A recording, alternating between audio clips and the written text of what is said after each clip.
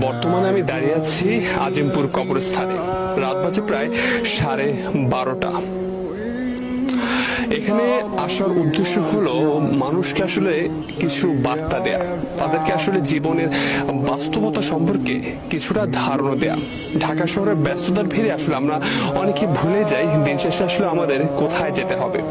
আপনি যদি দেখেন এখানে প্রায় হাজার হাজার কবরস্থান রয়েছে। আমরা আসলে আপনাদেরকে একটু ঘুরে দেখাতে চাই জীবনের করুণ বাস্তবতা। দেখুন, পরিবেশটা দেখুন এবং এই কবরস্থানগুলোর দিকে একবার তাকান।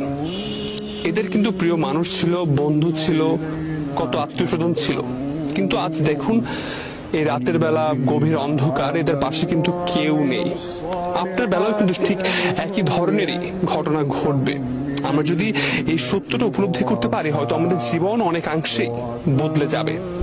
রাত গভীর হলে কবরস্থান যেন আরো নিস্তব্ধ হয়ে আসে। পুরো পরিবেশ স্মরণ করিয়ে দেয় সব রাস্তায় একদিন এই নীরবতার দিকেই ফিরে আসে। অনেক তরুণের এই ভুল ধারণা রয়েছে তারা হয়তো মৃত্যু হলে মারা যাবে, কিন্তু বাস্তবতা হলো আমরা কবরস্থানে এসে দেখতে পেয়েছি অনেক তরুণ কিন্তু এখানে ঘুমিয়ে আছে।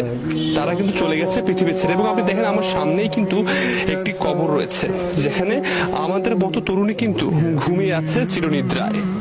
কবরস্থানের মধ্য দিয়ে হাঁটতে হাঁটতে মনে পড়ে সব দৌড়ঝাঁপের শেষ